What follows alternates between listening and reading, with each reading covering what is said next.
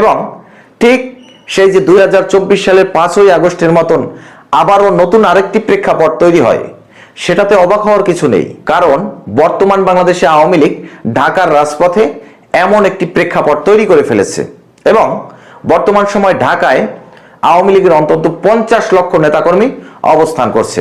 তারা যে কোনো সময় যখন হঠাৎ করে কোনো ধরনের সিগন্যাল আসবে বা কোনো সোশ্যাল মিডিয়ার মাধ্যমে খবর এসে যাবে যে অমুক টাইমে এই মাঠে নামতে হবে এবং ডক্টর মোহাম্মদ ইউনূসের যমুনা ঘেরাও করতে হবে, সংসদ ভবন ঘেরাও করতে হবে, মানে সরকারের মূল যে কর্মক্ষেত্রগুলি সেইগুলোকে যদি টার্গেট করে স্তব্ধ করে দেয়, তাহলে এই যে ডক্টর মোহাম্মদ ইউনূস সরকার তার পতন হয়ে যাবে। এবং doctor Mohammad Yunus safe exit তো দূরের কথা, আমাদের স্যার তিনি কোথায় যে পালাবেন, সেই যে আমেরিকা, সেখান থেকে কিন্তু এয়ারপোর্টের ভিতরে বসেই ইঁদুরের মতন তিনি নিরাপত্তার সহিত গাড়ি নিয়ে চলে গেলেন। এরকমের পালিয়ে যেতে পারবেন না, এই প্রেক্ষাপট নেই। এছাড়াও বর্তমান সময় বাংলাদেশের জনগণ এটা খুব ভালোভাবে বুঝে গেছে যে এই আমাদের স্যার ইউনূস তিনি মূলত এই বাংলাদেশটাকে উন্নত করার জন্য নয়, বরং দেশটাকে বিক্রি করার জন্য বাংলাদেশের ক্ষমতায় এসেছেন।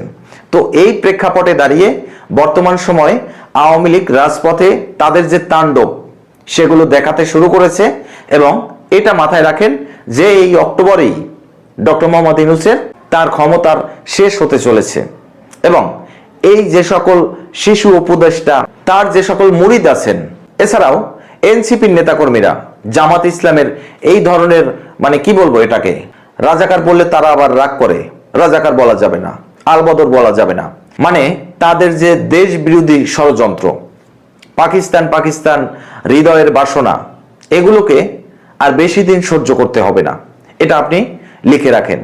বর্তমান বাংলাদেশে আওয়ামী লীগের এই যে ফিরে আসা, পুলিশ প্রশাসনের যে নিরাপত্তা, এগুলোর পিছনে আন্তর্জাতিক মহলের অনেক বড় চাপ আছে। সেটা কি জানেন?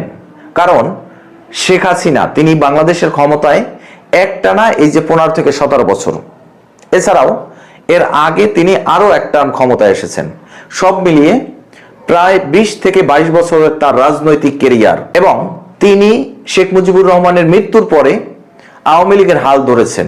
অতএব রাজনীতিটা তিনি ডাল ভাতের মতন শিখে গেছেন।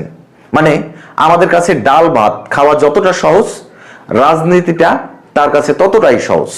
তো শেখ হাসিনা এই যে তার দীর্ঘ রাজনৈতিক কেরিয়ারে বিভিন্ন পরাশক্তির দেশ বলেন বা বৈদেশিকভাবে বিভিন্ন দেশের সাথে যেই সকল সুসম্পর্ক স্থাপন করেছেন, যেমন কাতার, সৌদি আরব,